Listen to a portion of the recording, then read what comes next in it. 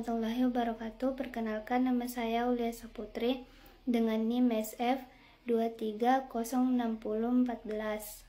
Saya dari Prodi S1 Farmasi tingkat 1.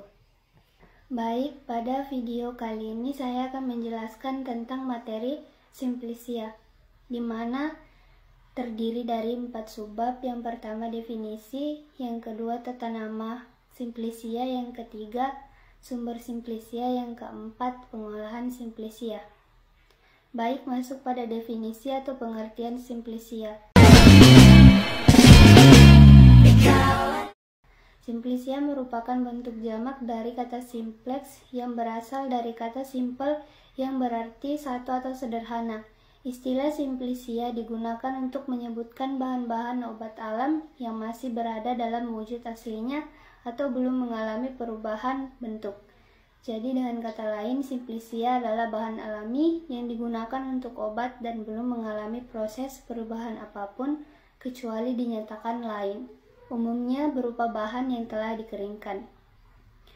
Simplicia dibagi menjadi 3 golongan. Yang pertama, Simplicia nabati. Simplicia nabati adalah Simplicia yang berupa tanaman utuh, bagian tanaman, eksudat tanaman, atau gabungan antara ketiganya. Misalnya Datura folium dan Piperis nigrifructus. Eksudat tanaman adalah isi sel yang secara spontan keluar dari tanaman atau dengan cara tertentu dengan sengaja dikeluarkan dari selnya. Eksudat ini dapat berubah zat-zat atau bahan-bahan nabati lainnya dengan cara tertentu dipisahkan atau diisolasi dari tanamannya. Yang kedua adalah Simplicia hewani.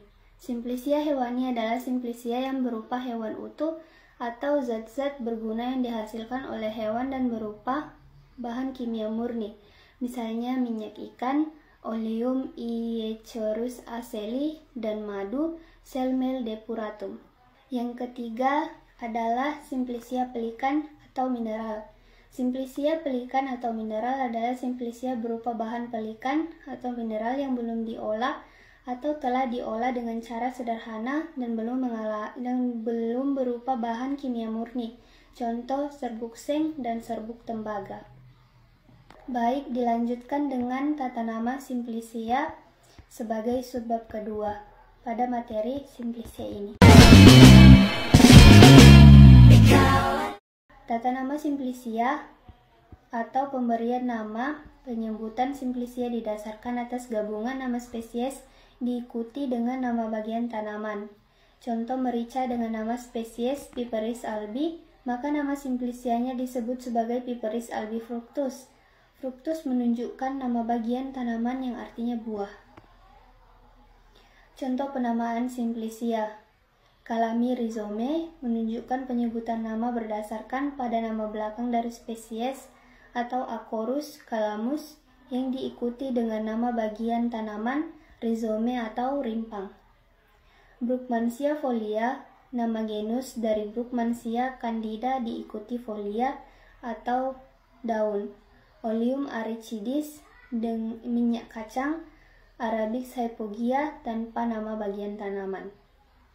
Nama Latin dan dari bagian tanaman yang digunakan dalam tata nama Simplicia.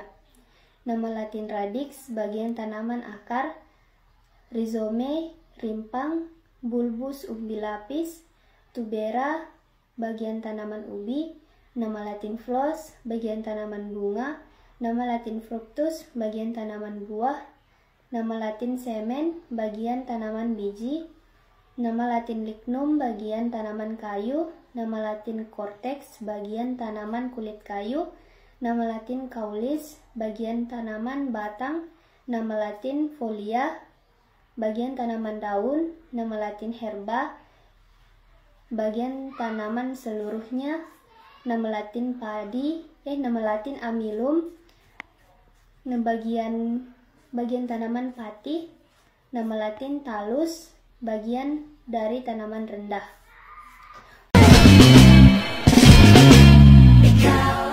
Faktor-faktor yang mempengaruhi kualitas Simplicia. Yang pertama, bahan baku Simplicia dari tanaman liar, banyak kendala dan variabilitas yang tidak dikendalikan seperti asal tanaman, umur, dan tempat tumbuh. Budidaya, keseragaman umur, masa panen, dan galur atau asal-usul garis keturunan tanaman dapat dipantau. Proses pembuatan Simplicia. 1. Pengumpulan bahan baku. Yang kedua, sortasi basah. Yang ketiga, pencucian. Yang keempat, pengubahan bentuk. Yang kelima, pengeringan. Yang keenam, sortasi kering. Yang ketujuh, pengepakan. Yang kedelapan, penyimpanan. 1. Pengumpulan bahan baku. Ada beberapa yang bisa diambil untuk dijadikan sebagai bahan baku. Bagian tanaman yang bisa diambil yaitu biji, yang kedua buah, yang ketiga bunga, yang keempat daun dan herba, yang kelima kulit dan batang, yang keenam umbi lapis, yang ketujuh rimpang, yang kedelapan akar. Kemudian dilanjut dengan sortasi basah. Sortasi basah adalah pemilahan hasil panen ketika tanaman masih segar. Sortasi dilakukan terhadap tanah dan kerikil, rumput atau rumputan, bahan tanaman lain atau bagian lain dari tanaman yang tidak digunakan, dan bagian tanaman yang rusak atau dimakan ulat dan sebagainya. Pencucian. Pencucian Simplicia dilakukan untuk membersihkan kotoran yang melekat, terutama bahan-bahan yang berasal dari dalam tanah dan juga bahan-bahan yang tercemar pestisida. Pencucian bisa dilakukan dengan menggunakan air yang berasal dari beberapa sumber sebagai berikut. Yang pertama, mata air. Pencucian yang dilakukan dengan menggunakan air yang berasal dari mata air harus memperhatikan kemungkinan pencemaran yang diakibatkan oleh adanya mikroba dan pestisida. Yang kedua, sumur. Pencucian menggunakan air sumur perlu memperhatikan pencemar yang mungkin timbul akibat mikroba dan air limbah buangan rumah tangga. Yang ketiga, pam. Pencucian menggunakan fasilitas air pam atau ledeng sering tercemar oleh kapur klor. Perubahan bentuk. Pada dasarnya, tujuan pengubahan bentuk Simplicia adalah untuk memperluas permukaan bahan baku. Semakin luas permukaan, maka bahan baku akan semakin cepat kering. Proses pengubahan bentuk ini meliputi beberapa perlakuan berikut. Yang pertama, perajangan untuk rimpang, daun, dan herba. Yang kedua, pengupasan untuk buah, kayu, kulit kayu, dan biji-bijian yang ukurannya besar. Yang ketiga, pemipliran khusus untuk jagung, yaitu biji dipisahkan dengan bonggolnya. Yang keempat, pemotongan untuk akar, batang, kayu, kulit kayu, dan ranting. Yang kelima, penyerutan untuk kayu. Pengeringan. Pada proses pengeringan Simplicia terutama bertujuan sebagai berikut. Menurunkan kadar air sehingga bahan tersebut tidak mudah ditumbuhi kapang dan bakteri. Yang kedua, menghilangkan aktivitas enzim yang bisa menguraikan lebih lanjut kandungan zat aktif. Yang ketiga, memudahkan dalam hal pengelolaan proses selanjutnya atau ringkas, mudah disimpan, tahan lama, dan sebagainya. Berikut ini faktor yang mempengaruhi pengeringan. Yang pertama, waktu pengeringan. Semakin lama dikeringkan, akan semakin kering bahan tersebut. Suhu pengeringan, semakin tinggi suhunya maka semakin cepat kering, tetapi harus dipertimbangkan daya tahan kandungan zat aktif di dalam sel yang kebanyakan tidak tahan panas, kelembapan udara di sekitarnya, dan kelembapan bahan atau kandungan air dari bahan, ketebalan bahan yang dikeringkan, sirkulasi udara, luas permukaan bahan. Semakin luas permukaan bahan, semakin mudah kering. Cara pengeringan bahan tertentu dijelaskan sebagai berikut.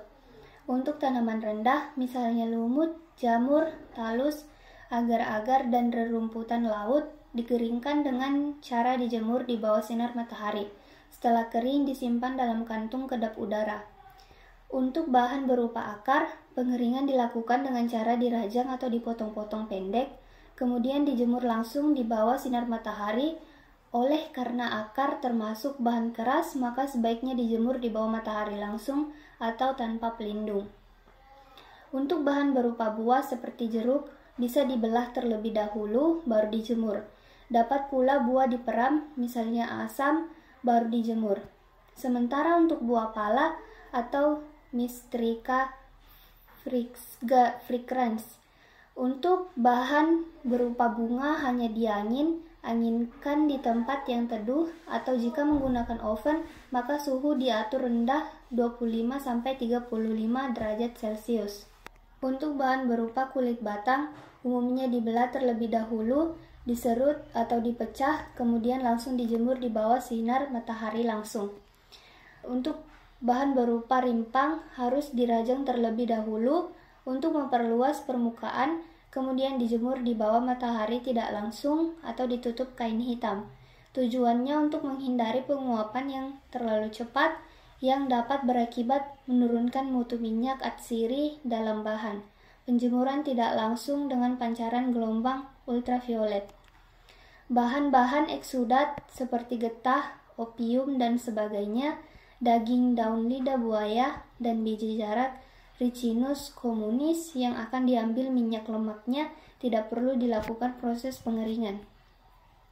Untuk bahan berupa daun atau bunga yang akan diambil minyak atsirinya, maka cara pengeringan yang dianjurkan adalah menghindari penguapan terlalu cepat dan proses oksidasi udara. Sortasi kering. Sortasi kering adalah pemilihan bahan setelah mengalami proses pengeringan. Pemilihan dilakukan terhadap bahan-bahan yang terlalu gosong, bahan yang rusak akibat tertindas roda kendaraan, misalnya dikeringkan di tepi jalan raya atau dibersihkan dari kotoran hewan. Pengepakan dan penyimpanan. Setelah tahap pengeringan dan sortasi kering selesai, maka Simplicia perlu ditempatkan dalam suatu wadah tersendiri agar tidak saling bercampur antara Simplicia satu dengan lainnya. Selanjutnya, wadah-wadah yang berisi Simplicia disimpan dalam rak gudang penyimpanan. Sekian dari saya. Terima kasih telah mendengarkan materi yang saya bawakan pada video kali ini. Saya ucapkan terima kasih banyak. Mohon maaf jika ada kesalahan kata. Wassalamualaikum warahmatullahi wabarakatuh.